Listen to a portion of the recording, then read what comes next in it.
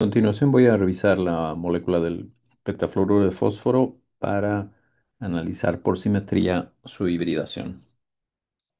Entonces tenemos una molécula que ya por la manera en que están distribuidos sus átomos, claramente identificamos el eje Z, que es justamente el eje axial de la molécula, y podemos colocar el eje X pasando por uno de los enlaces fósforo-flúor. En la vista de proyección desde Z, lo que podemos hacer es representar ese mismo eje X de esta forma y visualizamos también la existencia de ejes equivalentes que serían X' y XB', dado que la molécula tiene una rotación de 120 grados. Ok, con esto trabajamos las operaciones de simetría. Vamos a tener identidad. Tenemos dos rotaciones con respecto a C3 en Z. Tenemos rotaciones de 180 grados en los tres ejes que hemos anotado. La molécula permite un plano horizontal que va a reflejar no solamente los átomos que están en el plano ecuatorial, sino los átomos que están arriba y abajo. Entonces tendríamos plano horizontal. Podemos hacer planos verticales pasando por el eje Z y por el eje X. Y en este caso vamos a tener tres planos de reflexión verticales. Y finalmente, habiendo agotado ya reflexiones, dado que tenemos rotaciones y plano horizontal, rotaciones en Z y plano horizontal, tenemos que tener un número igual de ejes impropios al número de ejes C3 que tenemos, ¿no? Entonces, eso serían 2S3. Claramente, esta molécula pertenece al grupo D3H. Es una molécula de un grupo de simetría diedral con plano horizontal. Entonces, vamos a utilizar esta información para analizar ahora los enlaces que estarían formados en esta geometría a partir de la combinación lineal de los orbitales atómicos del fósforo.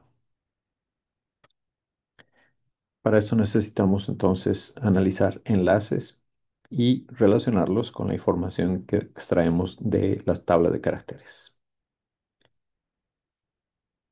Ok, entonces vamos a trabajar justamente las representaciones reducibles que extraemos al realizar las operaciones de simetría, pero solamente con respecto a los enlaces formados por el átomo central, el fósforo en este caso. Entonces, voy a colocarme aquí. Vamos a hacer la representación reducible de enlaces y voy a anotar mis caracteres ahora justo en la parte de abajo de estas columnas. Entonces son 5 enlaces y estos van a permanecer en su lugar cuando hagamos identidad.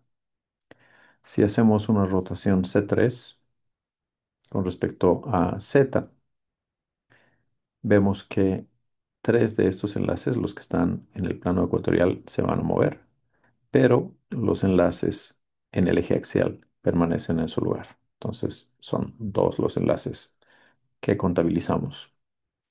Cuando hacemos ahora la rotación con respecto al eje X, o cualquiera de los ejes X, entonces tenemos un enlace que permanece en su lugar, justamente el coincidente con el eje, y todos los enlaces, los demás enlaces van a moverse. Entonces aquí nada más contabilizamos un enlace que permanece en su lugar.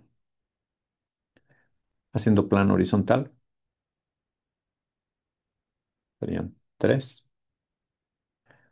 Hacemos rotación y reflexión. Y si bien la rotación en un inicio mantiene 2 de esos enlaces, la reflexión los mueve. Entonces son 0. Y finalmente, cuando hacemos un plano vertical, dos de los enlaces se mueven y tres permanecen en su lugar. Entonces, muy rápido podemos dar cuenta de los caracteres que están asociados a enlaces. Y esta sería entonces la representación reducible. Y lo que tenemos que hacer es descomponer esta representación en una combinación de un conjunto de estas representaciones irreducibles. ¿Ok? Entonces, esto ya lo hemos hecho en un ejercicio anterior, entonces les dejo aquí para que ustedes lo trabajen, pausen el video y luego verifiquen sus respuestas. Muy bien, entonces al hacer la descomposición en representaciones irreducibles vamos a tener las siguientes contribuciones. Hay dos representaciones irreducibles A1', una representación de eh, una representación irreducible bidimensional E' y finalmente A2'. Y esto tiene que contabilizar 5. Entonces tenemos dos dimensiones. Esta que vale por 2 son 4 y esta última vale 1, son 5. Ok, entonces ahora lo que tenemos que hacer es relacionar la información de cada una de estas representaciones irreducibles con uno o más orbitales. Ese va a ser el caso de 2A1', que es el más simétrico. Siendo más simétrico, entonces podemos considerar, como habíamos mencionado, el orbital S. ¿De dónde sale el orbital S? De la información que tenemos acá. La combinación de x cuadrado y e cuadrado con z cuadrado. Pero tenemos que también considerar un segundo orbital. Entonces el S ya es una combinación de estos y no tenemos ninguna función lineal, por tanto la información tiene que salir de acá, que corresponde a z cuadrado. Es decir, vamos a tener un orbital de z cuadrado que va a corresponder a uno de los orbitales dentro de la hibridación. Luego tenemos un grupo de dos dimensiones, que es E'.